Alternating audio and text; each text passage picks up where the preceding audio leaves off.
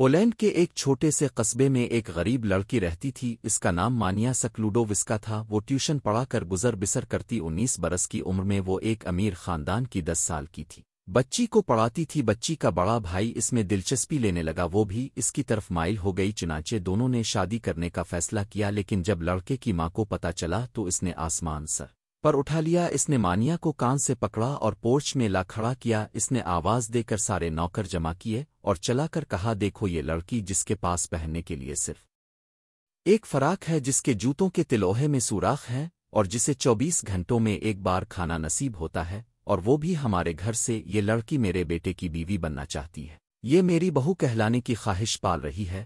تمام نوکروں نے قہقہا لگایا اور خاتون دروازہ بند کر کے اندر چلی گئی۔ مانیا کو یوں محسوس ہوا جیسے کسی نے اس کے اوپر تیزاب کی بالٹی الٹ دی ہو، وہ توہین کے شدید احساس میں گرفتار ہو گئی اور اس نے اسی پورچ میں کھڑے کھڑے فیصلہ کیا، وہ زندگی اتنی عزت، اتنی شہرت کمائے گی کہ پورا پولینڈ اس کے نام میں سے پہچانا جائے گا۔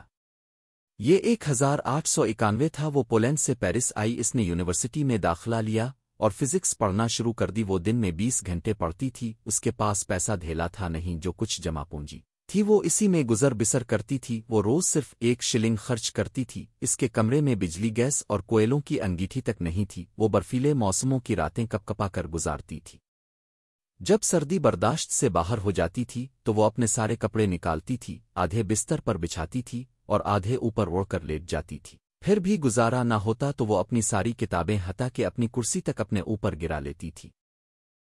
پورے 5 برس اس نے ڈبل روٹی کے سوکھے ٹکڑوں اور مکھن کے سوا کچھ نہ کھایا۔ نقابت کا یہ عالم ہوتا تھا، وہ بستر پر بیٹھے بیٹھے بے ہوش ہو جاتی تھی، لیکن جب ہوش آتا تھا تو وہ اپنی بے ہوشی کو نیند قرار دے کر خود کو تسلی دے لیتی تھی۔ وہ ایک روز کلاس میں بے ہوش ہو گئی، ڈاکٹر نے اس کا معائنہ کرنے کے بعد کہا، آپ کو دوا کی بجائے دودھ کے ایک گلاس کی ضرورت ہے۔ اس نے یونیورسٹی ہی میں پیئر کیوری نام کے ایک سائنسدان سے شادی کر لی تھی، وہ سائنسدان بھی اسی کی طرح مفلوق الحال تھا۔ شادی کے وقت دونوں کا کل اثاثہ 2 سائیکل تھے۔ وہ غربت کے اسی عالم کے دوران پی ایچ ڈی تک پہنچ گئی۔ مانیا نے پی ایچ ڈی کے لیے بڑا دلچسپ موضوع چنا تھا، اس نے فیصلہ کیا وہ دنیا کو بتائے گی یورینیم سے روشنی کیوں نکلتی ہے۔ یہ ایک مشکل بلکہ ناممکن کام تھا، لیکن وہ اس پر جت گئی۔ تجربات کے دوران اس نے ایک ایسا عنصر دریافت کر لیا جو یورینیم کے مقابلے میں 20 لاکھ گنا روشنی پیدا کرتا ہے، اور اس کی شعاعیں لکڑی، پتھر، تانبے اور لوہے غرض دنیا کی ہر چیز سے گزر جاتی ہے۔